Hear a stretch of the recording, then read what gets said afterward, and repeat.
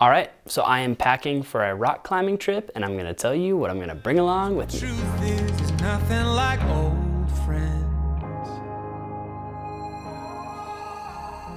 'Cause you can't make. All right, cool. This is kind of an unscripted video, so I'm sort of just gonna walk you through my camera stuff, what clothes I bring, and the other logistics of rock climbing stuff that I need, harnesses, climbing shoes, ropes, etc. And yeah, hopefully it should be a pretty fun behind the scenes look at what I pack.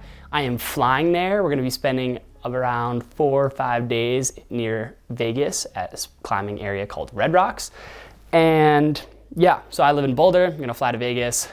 We're gonna be camping, so total dirt bagging it, which I'm very stoked about. Not staying in a hotel, not eating out. We are like cooking and stove camping, and I'm very excited to, yeah, just be in the wilderness for a little while. So there's some things that I pack that I'll show you that are a little different than if I was staying in a hotel or traveling by car. But because I'm having to check a bag and force into a carry-on bag, this is what I'm bringing. Okay, cool. So we'll start with the camera stuff. This is my B cam. This is the Sony a7 III. I am filming on the a7S III right there. That'll be my primary camera. This will be my secondary camera. They're both fantastic. This isn't necessarily a gear review. I'll probably talk a lot about these two cameras going forward and why I love them, and I think they're a great combo. Those are the two camera bodies. In terms of lenses, this is rocking the 85mm. I have a 14mm, a 35mm, and a 24-105. That is everything that I feel like I could possibly need for most shoots. However, for rock climbing, I also bring this 75-300, which is for a crop sensor. It's for a Canon, so I have to adapt it to my Sony lens. I found it in my attic like forever ago. It's not the sharpest lens ever. It's not the best lens ever, but it's super compact and allows me to get some major telephoto shots if I'm shooting long distances of somebody up on the wall or across a canyon or something. This lens is kind of necessary for a lot of the rock climbing filmmaking that I do. So yeah, those are my 5 lenses. We've got the 85, the 14, the 35, the 24-105, and the 75-300. Most of the time, I will be on the 24-105. Now that you know what camera bodies I'm bringing, what lenses I'm bringing, what lens I'll mostly be shooting on, let's dive into some of the audio equipment, which is probably the most important part of everything that I'm taking. Because logistically, what we anticipate filming, having 3 individual subjects interacting and talking, I will be bringing 3 lavalier microphones to mic up each person individually. I'm currently wearing one of the microphones, and the other 2 are in these bags right here. One has a sticker from my friend's surf company, and the other explains the type of brand it is, which you probably can't see. So these are the Tascam DR10L lavalier microphones, and I love them. One reason I really love these is they're very compact. They record directly into this box, so you have a micro SD card inside that you can then take out and plug into your computer and have the audio right there. There is some syncing that needs to happen in post, but I have a shortcut on my keyboard where I literally just hit S and it synchronizes, and it's not that big of a deal. Because I like to keep my camera relatively small and things not very rigged out, I enjoy not having to have a transceiver or having to deal with wireless when these just capture the audio themselves and you can move on and not have to worry about it. I kind of go by the set it and forget it mentality, where because it records 2 tracks of audio, one at an auto level and one at 12 dB lower, I really don't stress about if it's gonna capture the audio because I know if I mic them up properly, it's gonna get it and it's gonna do a very good job. So I love these mics, and I have 3 of them in case 3 people need to be mic'd up at a given time. In addition to having the lavalier microphones, I also have a shotgun mic that goes on top of my camera. This is a Rode VideoMic Pro. It's a very standard microphone for a lot of run and gun filmmaking.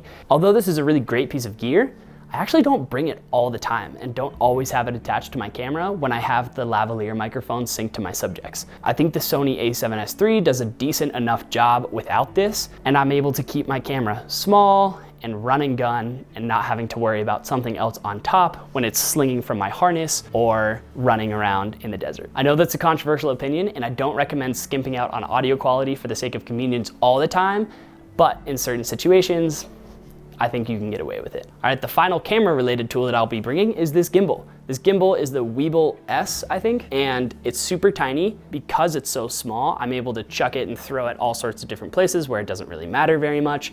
As you can tell, it's very dinged up. There's tape holding it onto the bottom. I made a whole video about why I love gimbals and why I think they're an amazing filmmaking tool. So this is definitely going with me. You can take this handle off, put it at the bottom, and then you have a longer, more stable gimbal that then you can balance your camera on here. And when you're balancing your camera, running around, looks pretty awesome. So that is the final piece of gear that I will be bringing for the camera. Another piece of camera gear I won't be packing, but I will be using while I'm there is the Mavic Air 2S drone. This drone is fantastic. I love it. The image quality is amazing. The battery life continues to get better and better. The dynamic range is great. So I will not be bringing my own drone because I will be meeting my friend Noah Kane, who has his drone already there. We were talking and planning out this video shoot, and we realized that we don't really need 2 drones. So I'm gonna leave mine here and we're gonna use his while we're there. But normally I would bring mine. It's just that somebody already has theirs there and we don't have to stress about it. So this is my final packed bag. You may notice this thing is tiny, and that's intentional. It's because it fits under the seat in front of me on an airline and you don't have to pay extra for it. And ultimately, this is a great amount of gear. Honestly, I don't know why I would need more than this for what I'm doing. And yeah, the camera that's filming will go on the top. My laptop and hard drives will go in the back. This is a $40 bag on Amazon called Bag Smart, and it absolutely rocks. It is one of the best pieces of gear I have, and you really don't need that much to go film some awesome rock climbing films. So let's move on to the next part. So what I'm wearing is not what I will be wearing on this trip. I'm not wearing a nice collared shirt and a fuzzy denim jacket. It will be a lot more outdoors focused. So this is what I'm bringing. Before every trip, I like to lay things out on the couch so I can just see everything all at once. Do it on the floor, do it on a bed, doesn't matter. But I think it's important to see everything before you chuck it in your bag. Light layers, t-shirts. Wow, camera almost fell. That was crazy. I always like to lay things out by layers. So I have my big layers, my warm layers, my medium layers, my pants, my t-shirts, underwear, socks, whatever. This trip is gonna be a little different because straight from this trip in Red Rocks near Vegas, I will be driving straight to Moab, where I'm gonna be running a 50K all around Arches National Park, which I'm very excited about, but it means I have to bring some running stuff as well. So I have these bigger coats. This is a coat I stole from my sister. This is a coat that I got for working alongside La Sportiva. This is also La Sportiva sponsored clothes, some leggings. I have some relatively nice-ish pants that can pass for going out to dinner if that is something we do. Then I have shorts in case it gets warm. Looking at the weather, it's supposed to be max like 50, 60 while we're there because it's the end of January and it's gonna be a little cold. So I'm only bringing 1 pair of shorts, which maybe will be a mistake, but maybe not. Then I have some Lululemon joggers as well. Those are the pants. For mid layers, I have this nice little sweater that I got from my brother-in-law.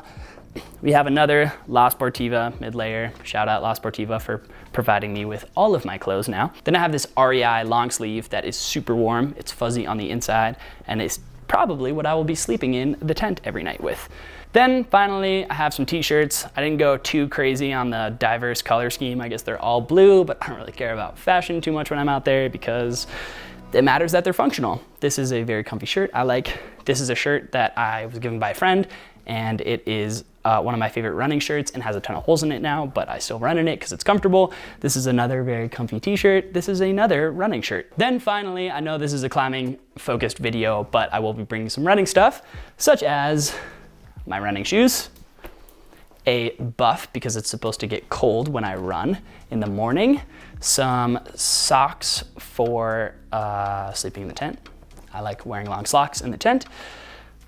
Then I have a little resistance band that I like to bring whenever I go travel to work out. I have some other ones as well that are already packed in the bag. Then I have my running vest, which holds snacks and more snacks and water and tons of snacks. I like snacks. Then I have my running gloves, and that's about it for the apparel section of this video. All right, and finally, we have the camping / climbing gear that I'm bringing. I'm bringing this 0 degree sleeping bag from Mountain Hardwear. I love this sleeping bag. Getting a 0 degree is like, it was one of the best decisions ever. I'm very rarely cold when I go camping now. And when you partner that with a sleeping pad that is held in a bag that I got my split board skins in because I lost the sleeping pad bag.